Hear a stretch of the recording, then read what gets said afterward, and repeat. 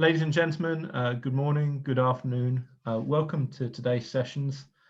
Kicking off today, we have a fantastic keynote for you. Dr. Rupak Biswas, Director, Exploration Technology Directorate at NASA Ames Research Center. Dr. Biswas, the floor is yours.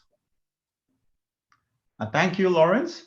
Thank you, Amit, for inviting me to give this keynote presentation. It is indeed an honor and a pleasure being here, albeit virtually. I was eagerly looking forward to the event last year, but I'm impressed how the organizers have put together a comprehensive virtual event while being in an unprecedented pandemic. I do look forward, though, to an in-person event in the not too distant future. Again, like Lawrence said, I'm the director of the Exploration Technology Directorate here at Ames Research Center. So what I thought I'd do today is give you an overview of what we're doing in terms of research and development in quantum information science at NASA, and how this really emerging field is or promises to help NASA in the various missions that we do. So let me begin by highlighting what is occurring at the national level within the United States in quantum information sciences. In September of 2018, the Subcommittee on Quantum Information Science under the auspices of the National Science and Technology Council put together a national strategic overview document for QIS. I was one of the two NASA representatives on this committee. And the report declared that QIS is the next technological revolution. And here are some key quotes. And if you look at some of the highlighted quotes in there, it says that QIS arises from a synthesis of quantum mechanics and information theory, but that protocols and approaches are not yet invented, and that the federal government needs to encourage the development of QIS by cultivating potential end-user applications. And based partially on this report, the National Quantum Initiative Act was signed into law in the United States in December of 2018. So that kind of sets the stage and the impetus for doing quantum information sciences in the US.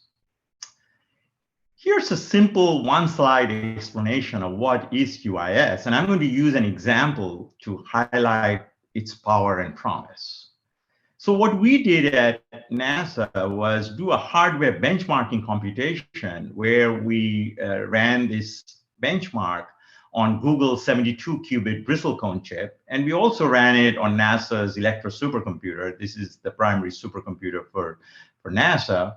And for this benchmark, the bristlecone chip took less than 2 seconds, while it took 59 hours on the Electra system, which translates to almost 5 orders of magnitude less time and less energy used.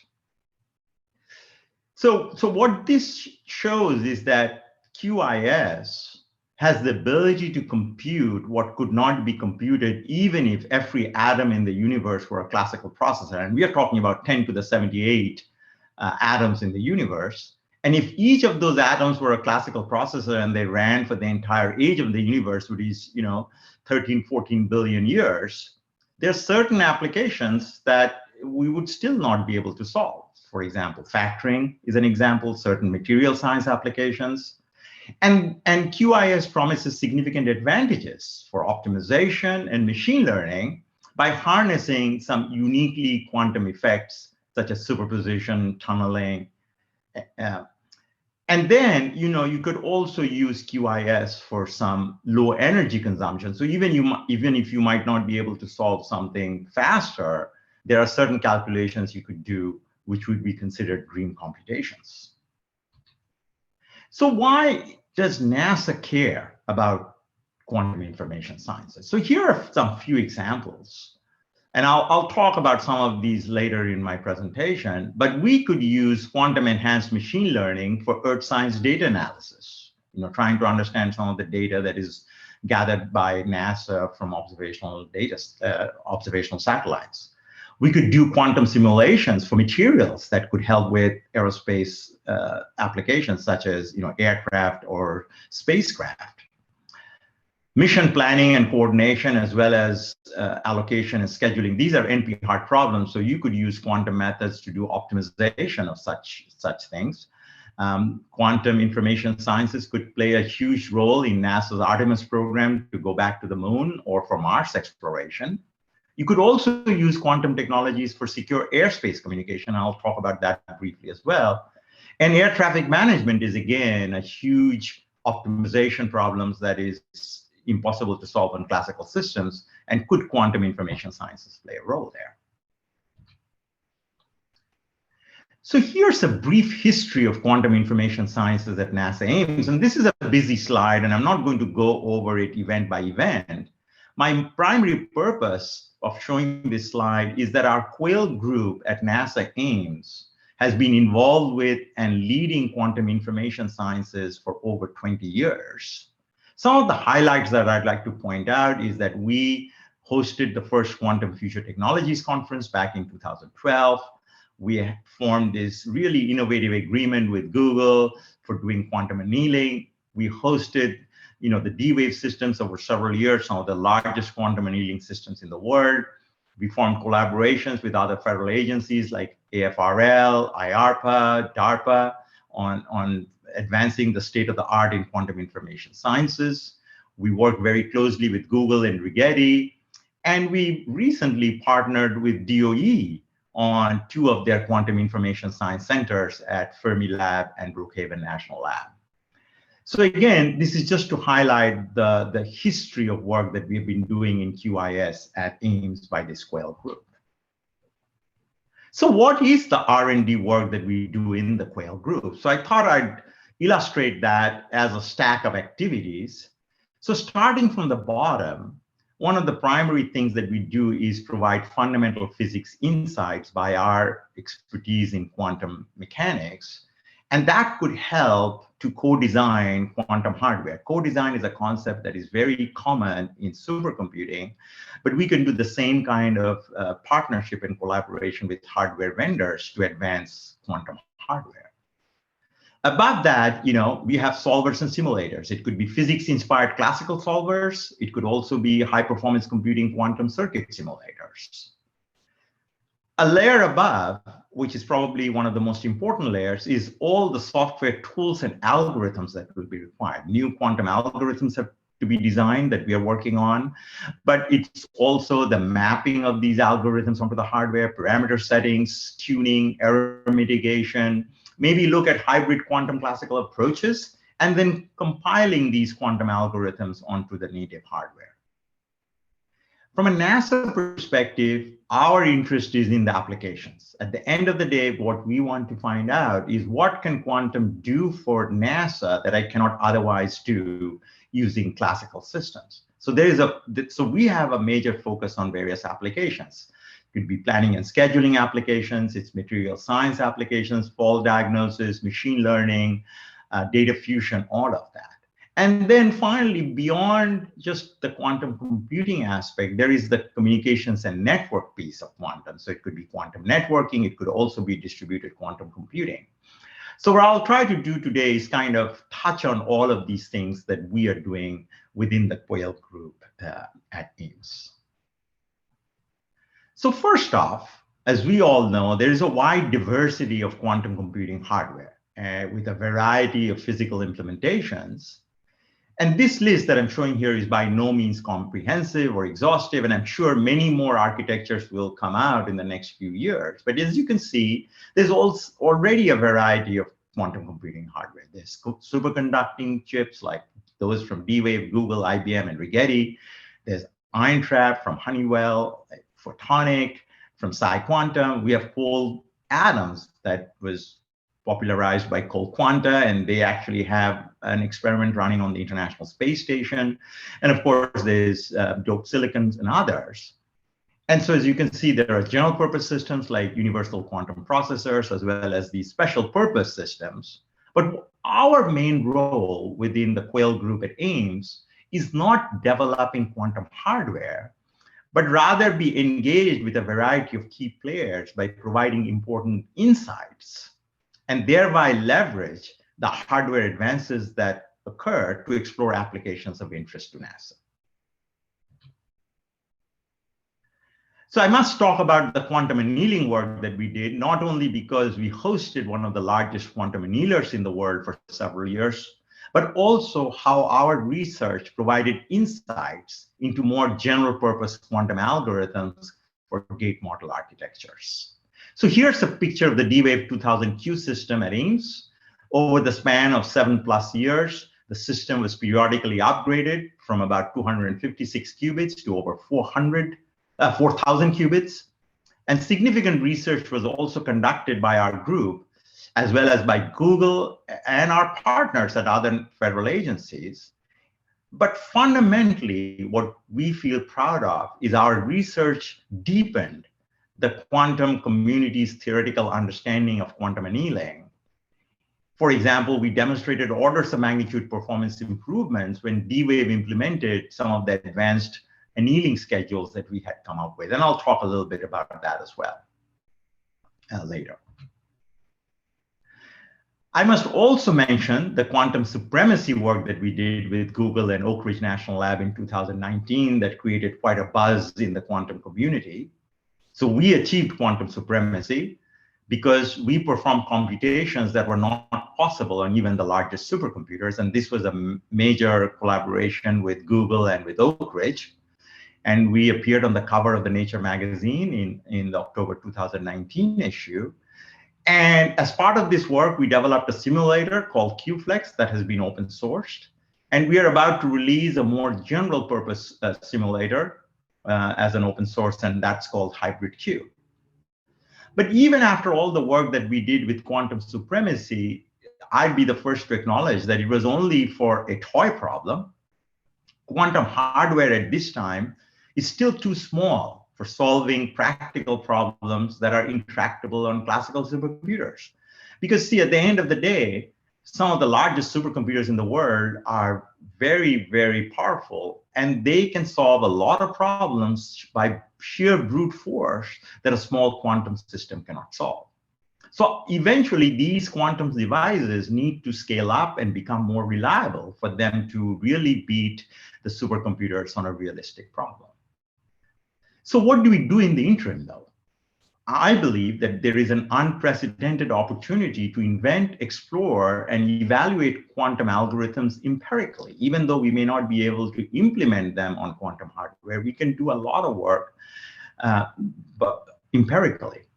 And so at NASA specifically, what we are focused on is develop quantum and hybrid quantum classical applications for computational challenges in aerospace and earth sciences, and also algorithms and applications to enable safer, more ambitious, and greater time and energy efficient space exploration missions.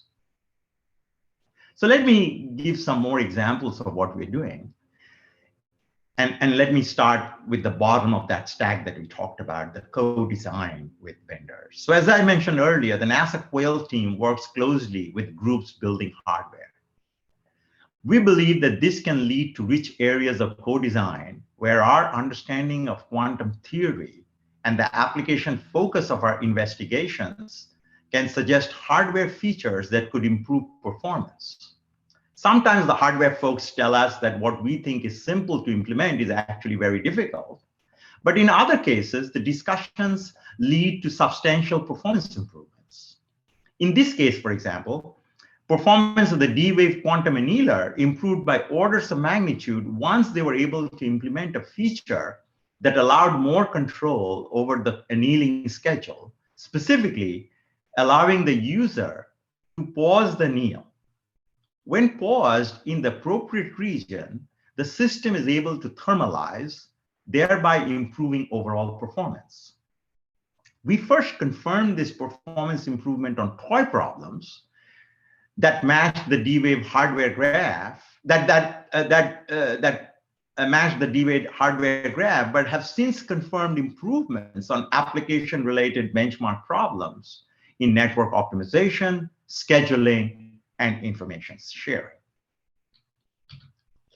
As another example of co-design, we developed a quantum approach to optimization that uses more general mixing operators, achieving orders of magnitude better performance than with simple mixing operators.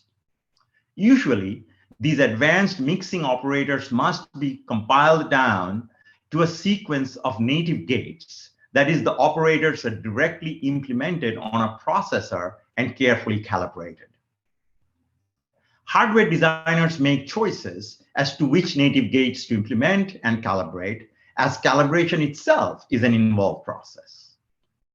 Because each native operation takes time, and these early quantum processors can keep their quantumness for only a short duration before decohering, it is advantageous to minimize computation time by being able to use native gates rather than having to compile to a sequence of gates. For instance, here, Rigetti has implemented natively and calibrated the mixing operators for certain special cases of the quantum alternating operator ansatz, and we have been able to confirm that this native implementation does indeed outperform compiled versions on simple scheduling problems. Rigetti engineers are currently working on implementing more complicated mixing operators suitable for other cases of QA/OA, particularly those required for the algorithm to address more difficult scheduling problems. So that's at the hardware level. Let's now talk about tools. So error mitigation enables the computation to keep its quantumness longer, as we all know, counteracting interactions with the environment, such as impurities in the chip, stray electrons, crosstalk between operations on nearby qubits, or interference from control lines that cause decoherence. Generally, error mitigation requires more qubits and longer computation times, resources that we want to minimize. So our work has enabled less resource-intensive error mitigation. As we all know, in order to run quantum algorithms, they must be compiled to the gate set and coupling connectivity of the hardware. The resulting compiled algorithm can be viewed as a schedule for the operations that need to be implemented on the chip.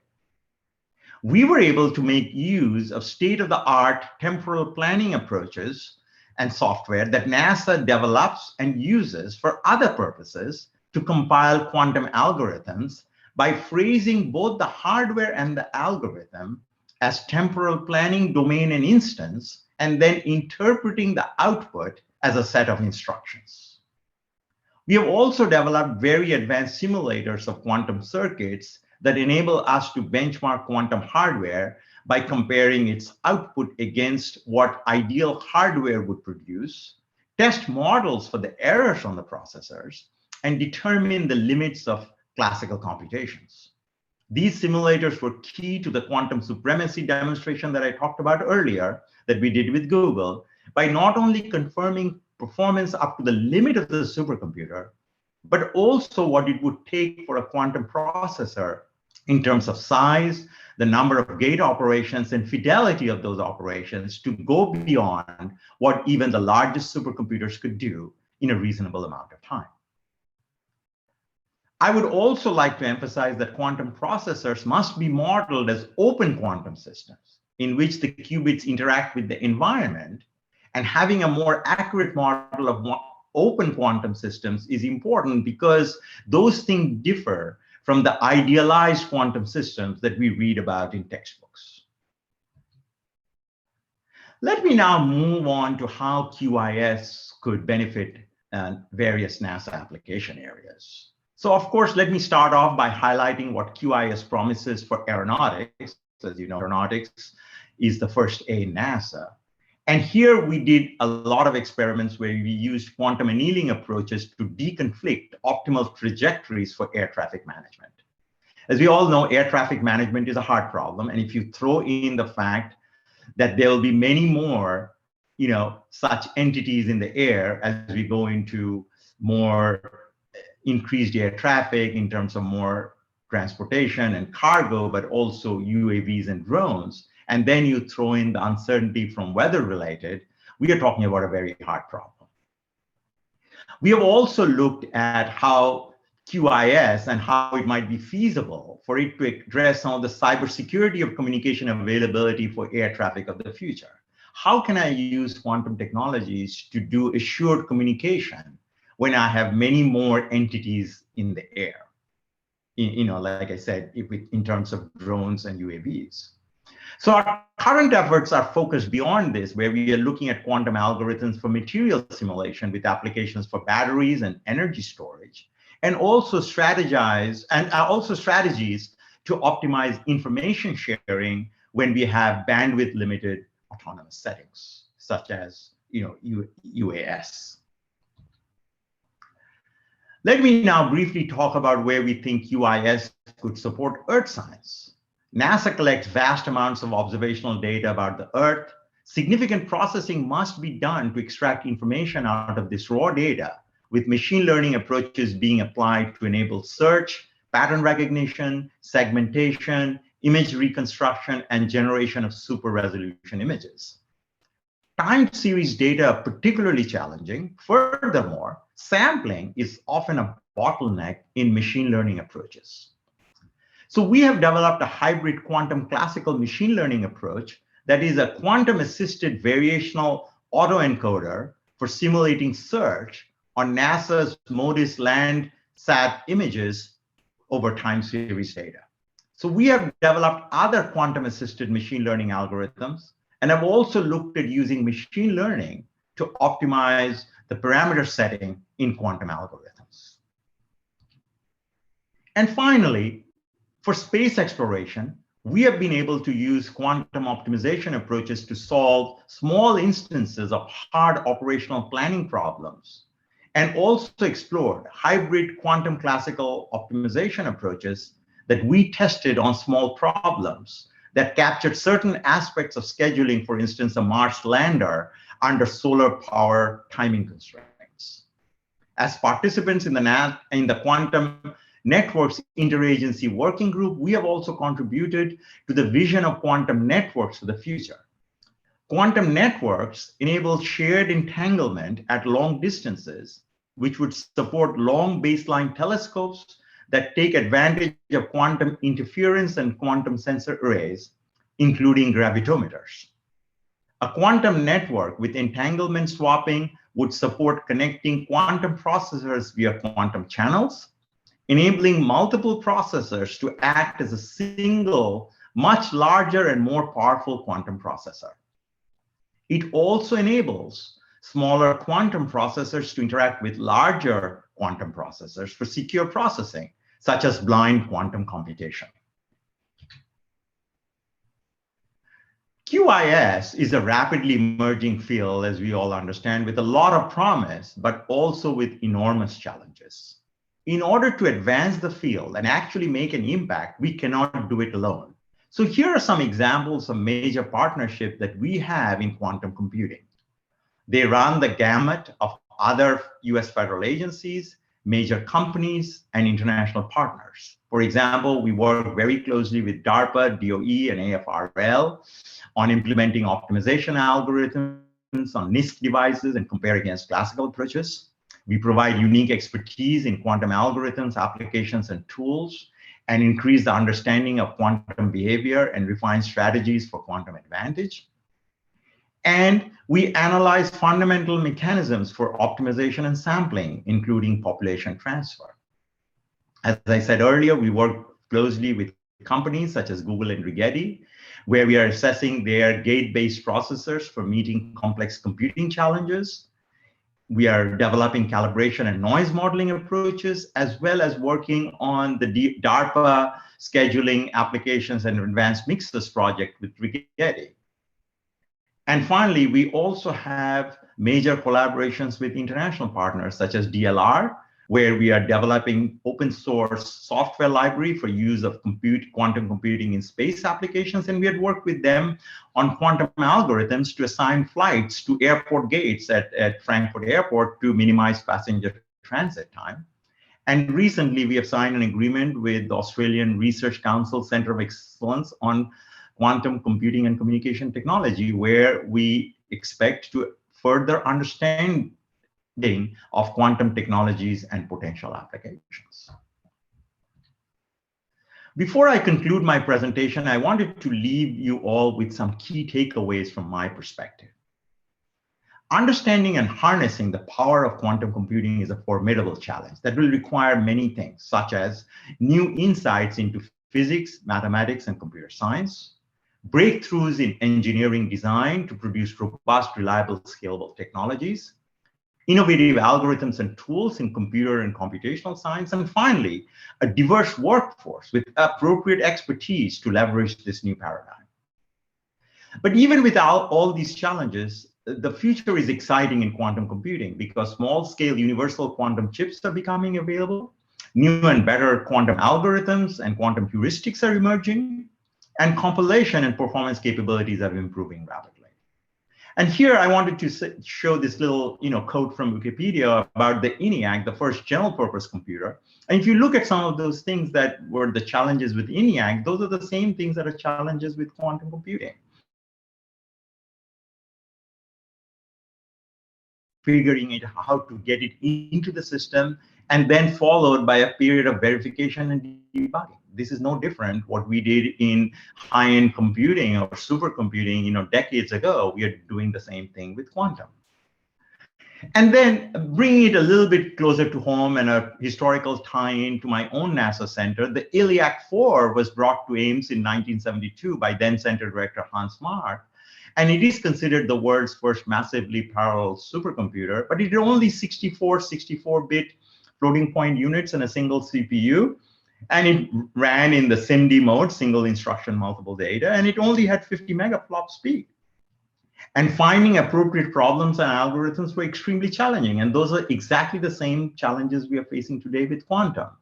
And questions were raised at that time. How broad would the spectrum of applications be for massively parallel computations? And will computers ever be able to compete with wind tunnels? And those are the same questions we ask today. So I'll end here. Let me finish by showing a picture of Ames, as well as of our Quail team in a Zoom setting now that we've been in a pandemic for 1+ years. And again, I'll say that if you're interested in more information about the R&D work that is going on in our group, here are a couple of overview articles. And with that, thank you very much for your attention, and I'll turn it over to Lawrence.